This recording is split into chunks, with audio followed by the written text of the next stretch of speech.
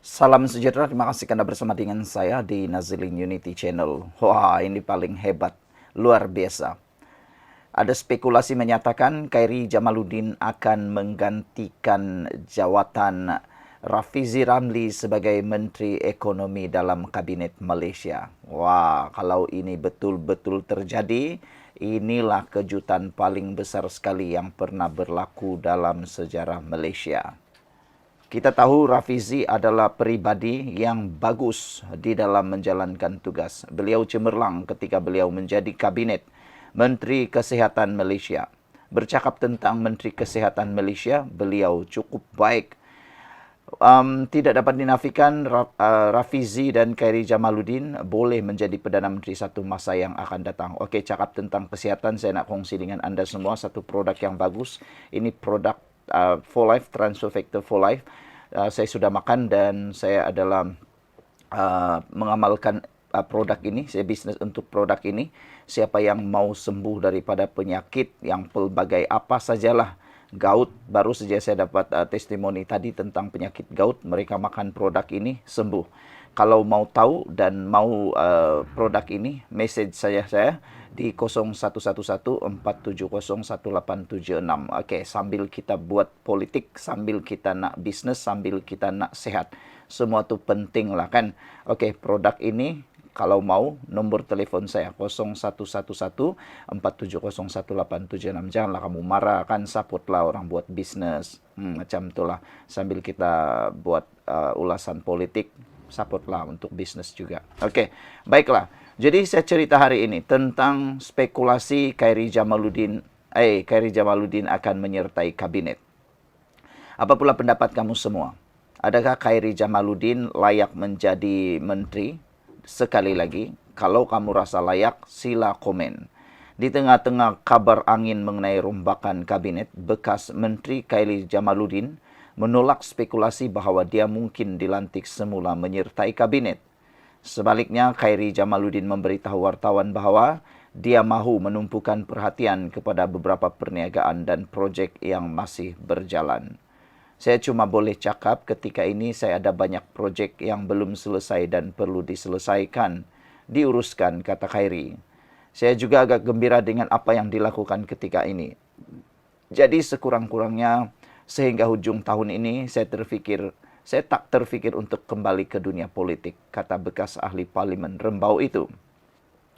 Khairi berkata demikian kepada pemberita selepas menjadi panel program The Healthcare Forum 2.0, Counting the Cost of Care. Saudara-saudara sekalian, Khairi ditanya mengenai kabar angin bahawa dia mungkin dilantik ke kabinet selepas Menteri Ekonomi Rafizi Ramli dan Menteri Sumber Asli dan Kelestarian Alam Sekitar Nik Nazmi meletak jawatan. Ditanya sama ada dia terbuka kepada kemungkinan tersebut dan bagaimana dia akan memberi respon jika ditawarkan jawatan, Khairi sekali lagi menegaskan dia sudah pun terikat dengan beberapa komitmen terdahulu. Komitmen-komitmen itu memerlukan masa dan perhatian saya. Sekurang-kurangnya sehingga hujung tahun ini, saya akan sibuk. Selepas itu kita boleh bincang, katanya. Kita tengok nanti macam mana. Buat masa ini, saya memang sibuk, ujarnya lagi. Difahamkan dalam kalangan ahli UMNO, kabar angin mengenai kemungkinan Khairi kembali aktif dalam politik mula tersebar sejak dia dipecat daripada parti itu pada Januari 2023. Mengesahkan bahawa perbincangan seumpama itu memang ada, Ketua Pemuda UMNO Johor Nur Azlen Ambrose berkata, sekiranya Khairi kembali menyertai kerajaan, ia berupaya memulihkan imej kerajaan yang semakin merosot, terutama selepas keputusan pemilihan PKR baru-baru ini. Bagaimanapun dia berkata, laluan politik Khairi tidak mudah, memandangkan UMNO masih diterajui Presiden Parti sekarang Ahmad Zaid Hamidi. Zaid kini juga timbalan Perdana Menteri. Khairi dipecat daripada UMNO kerana dikatakan melanggar disiplin parti dan sebagai sebahagian usaha pembersihan yang dilakukan Ahmad Zaid. Pada pilihan raya umum PRU lalu, bekas ahli parlimen Rembau itu gagal merampas kerusi Sungai Buloh daripada PKR yang dimenangi oleh R. Ramanan, Timbalan Menteri Pembangunan Usahawan dan Koperasi. Sebelum itu, Khairi pernah berkhidmat sebagai Menteri Kesihatan, Menteri Sains Teknologi serta Menteri Belia dan Sukan. Beberapa komen daripada netizen, Khairi bukan sibuk, dia tak pernah tengok orang seperti Rafizi Ramli yang sanggup letak jawatan sebab kalah dalam parti tapi masih jadi ahli parlimen Pandan tapi letak jawatan. Tak pernah tengok orang macam yang sanggup hilang jawatan. Khairi malu nak ambil jawatan sebab tak pernah jumpa orang macam Rafizi Ramli yang pegang prinsip, kata Wan Khalid. Wan Khalid juga kata Khairi kaki suka jawatan bukan macam Rafizi di mana walaupun masih ahli parlimen beliau letak jawatan sebab kalah dalam parti sendiri. Katanya Khairi pula tak ada apa-apa, dia mesti suka tawaran untuk jadi menteri sebab dia ni suka jawatan, kata Wan Khalid. Tidaklah Wan Khalid, saya rasa Rafizi Khairi Jamaluddin bukan seperti yang kamu katakan. Khairi Jamaluddin lebih berprinsip, lebih baik daripada yang anda katakan. Sekian dulu. Jangan lupa, siapa yang mahu produk ini, yang berusia 60 tahun ke atas, 50 tahun ke atas, itulah yang paling terbaik untuk menggunakan produk ini. Produk ini meningkatkan imun kamu. Kalau nak lebih panjang, kontak saja 011147011876. Bye. Salam sejahtera. Adakah Papagomo akan disaman 1 bilion? Itu satu pendedahan yang menarik untuk Papagomo selepas beliau menyebarkan berita yang tidak benar. Meskipun dia kata breaking news, ahli parlimen PKR dikabarkan menarik sokongan kepada Anwar Ibrahim selaku Perdana Menteri. Dia kata dalam tulisan ini yang tersebar ini dikabarkan telah menarik sokongan. Ini bohong. Perkataan telah itu adalah perkataan yang benar sudah berlaku. Jadi ini satu fitnah yang memang tak boleh kita terima sama sekali. Akhirnya Papagomo terpaksa jilat ludah sendiri, meludah di muka sendiri. Lebih kurang macam itulah. Papagomo ni kadang-kadang kita terfikir juga kan dia ni memang berani punya orang lah. Kita pujilah, kita mau puji dia sikit lah. Berani punya orang tapi berani di tempat yang tak betul. Memfitnah dia berani. Menyebarkan berita tak betul dia berani. Tapi yang benda lain entahlah. Kalau betul dia berani. Ini satu cabaran kepada Papagomo. Kalau betul-betul lah dia berani, pergilah.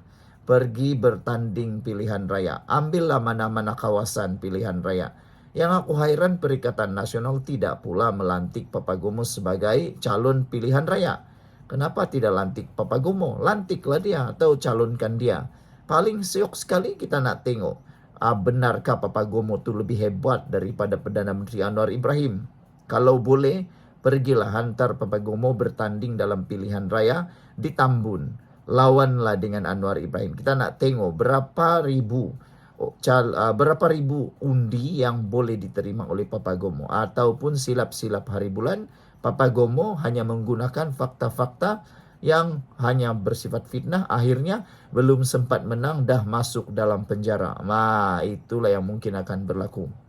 Hari ini disahkan ludah kena di muka Papagomo apabila Menteri Sains Teknologi dan Inovasi Chang Li Kang merangkap naib Presiden PKR dan ahli Parlimen Tanjung Malim menyifatkan dakwaan 11 ahli Parlimen PKR akan berpaling tada sebagai mengarut.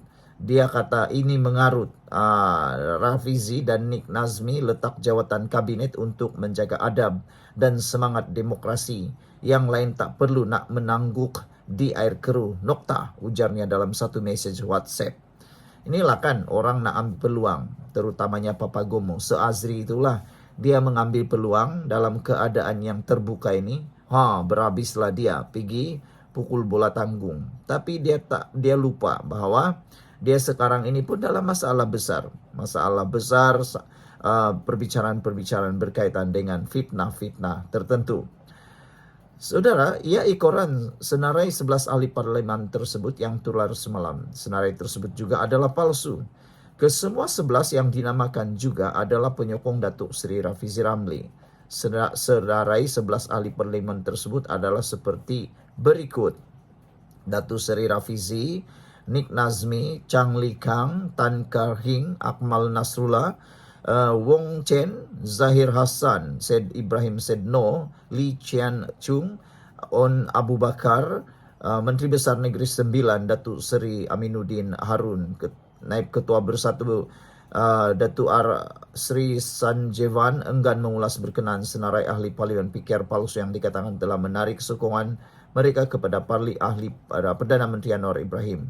Mengapa buang masa mengulas perkara ini sedangkan senarai tersebut palsu, katanya.